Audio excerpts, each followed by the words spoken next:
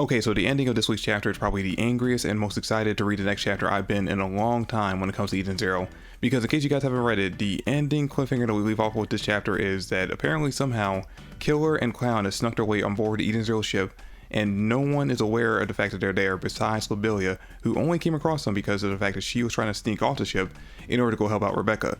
Okay, so the chapter picks up where we left off with the last one, with Wise and Killer facing off against each other, and immediately Killer goes in to attack Wise's mom. We're still not sure whether or not that actually is his mom or not, but Wise doesn't care regardless, even if it's basically just a hologram. He doesn't like the idea of anyone attacking his mom, so he jumps in to protect her. The two of them start fighting, and immediately Killer gets the upper hand because of the fact that, again, he uses Wise's mom as like a meat shield and goes in to do a large-scale attack on her. And immediately Wise jumps in to protect her. He gets heavily damaged, and then he ends up losing the fight because of the fact that he took all the damage without even trying to protect himself in order to protect his mom, who at the end of the chapter we still have no idea whether or not that actually is really her or not. But because of the fact that Hiro is placing so much emphasis on Wise protecting her, and the ending line that we have with Killer in that scene where he kind of implies, you know, maybe actually might be her, even though Wise is already knocked out, it does lead me to think that this actually might be Wise's mom. She actually might still be alive, which is a little bit weird because of the fact that this wouldn't be this Wise's mom. I mean, yeah, no, this wouldn't be this Wise's mom, because this Wise is an alternate Wise from 50 years ago when Planet Normal was actually turned back in time because of the chronophage. This would be the mom of the Wise who is currently an old man right now that basically raised Rebecca and Happy. I mean, I guess technically that is still his mom, and man, that's actually going to be confusing if it actually really turns out that she really is alive. If she eventually ends up waking up at some point, not only is she going to be confused by the fact that, you know, 50 plus years have passed since, you know, she died or, you know, kind of faded away, but she's also going to waken up to find out that she has two sons who are the exact same person, but, you know, 50 years apart in age. But yeah, Wise is now down for the count, and then Killer gets a call from Clown revealing that he captured not only Rebecca, but also recaptured Pino and Happy, which was a little disappointing because I was hoping we get to see that dimension or whatever place he actually sent Rebecca to. But we kind of skip past that and we see her just being defeated. And you know, I gotta say that considering this is Rebecca's first major opponent after she's awakened her overdrive, I kind of feel a little disappointed with how this fight played out. I mean, I'm still assuming that at some point Rebecca and Wise are going to get re-involved in this arc and in this fight and get their revenge against Clown and Killer.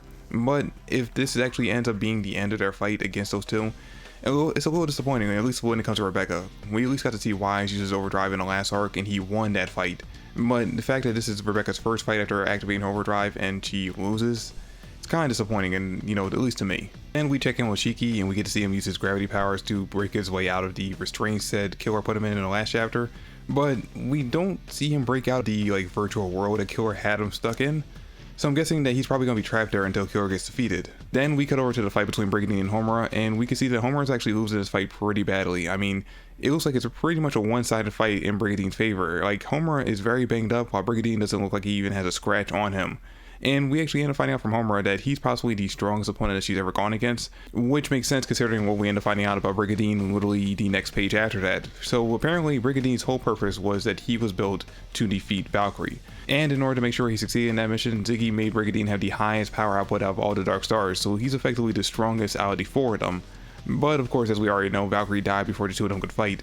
So because of that, and on top of the fact that he actually got pretty much one-shotted by Jaguar, Brigandine was kind of feeling down on himself until Ziggy rebuilt him and reprogrammed him with the mission of instead taking down the replacement for Valkyrie, who was Homura. So if Brigandine actually manages to take down Homura, that would mean he succeeded in the only mission he's currently programmed for. Now, we haven't seen Homura going into her overdrive just yet, so she still has a chance of bringing this fight back, but we also haven't seen him use his battle dress, so there's a possibility that when he activates that, he will just completely decimate her. Now, I don't think Homura is obviously going to end up dying, but I kind of feel like that the reason why Hiro has Rebecca, Wise, and Homura losing or / lose their fights is kind of like a wake-up call, because obviously we're going to find out that Shiki, if he ends up fighting against any of them, he's going to just one-sidedly decimate them like how he did with Wizard. And if that happens and we don't get to see these three characters defeat their individual members of the Dark Stars, then that pretty much just tells me that Hiro is planning on using this arc to basically give them a wake-up call that they need to get a lot stronger in order to be able to keep up with Shiki. Then we cut over to Team Dead and Crow, and I gotta be honest, I'm kind of sick and tired of us just kind of peeking in at this fight every now and then. I would preferably, I'd actually like it that Hiro just focuses on what's going on with Shiki's gang, maybe what's going on with, you know, Justice and LZ. Go focus on everyone else, and then give us like a whole like 5 chapters in a row just solely devoted to this fight, because I am investly interested in exactly what's going to happen with this fight and who all gets involved.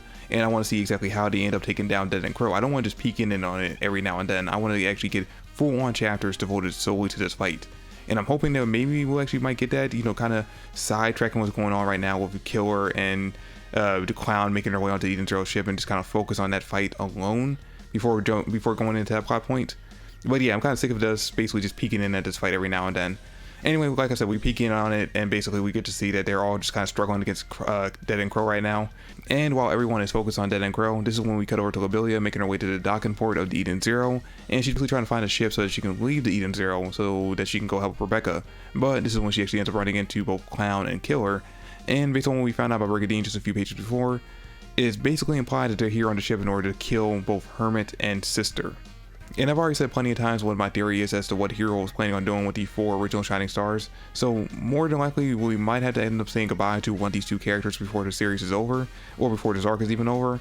But I kind of have the sneaking suspicion that maybe Hero is just kind of throwing us on a curveball, like he's probably trying to make us think that one of those 2 are going to end up dying because Killer and Clown are after them, and then we're actually going to see that we're going to get a round 2 between Rebecca and Clown and Wise and Killer, which would actually be a lot easier for them to fight against them now because of the fact that they're not in that virtual dimensional world that Killer created that gives them the advantage. Because when it comes down to it, at least when it comes to Wise versus Killer, Killer only won that fight because he was controlling everything around Wise and basically making him focus on the fact that his mother might be alive and using her as a hostage.